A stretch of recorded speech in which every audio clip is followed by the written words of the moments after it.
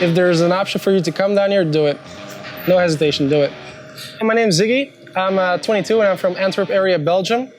I've been in school in the car industry back home. Everything with modification and the horsepowers, like the big performance aspect, is illegal back home. I was still interested in it, so I was like, I'm trying to learn it. I kind of was like experimenting with it myself, with my friends, and I was like, what is the best place to learn about horsepower? Hennessey Performance in Texas. This is the place about horsepower. So they go in depth in everything, like both theoretical, in the lab area.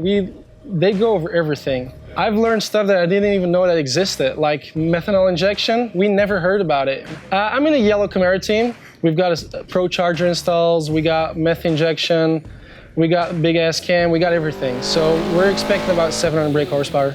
We're gonna do 0 to 60 times compared to the other teams, trying to be the fastest. It's basically the deal. It's been the best thing I've decided in my life. It's been the thing that brought me a lot of joy, brought me pride, basically everything. I'm smiling my way through Texas, so I should do the same if I were you. Let me try it the Texas way. If y'all want to make horsepowers, y'all need to come down here.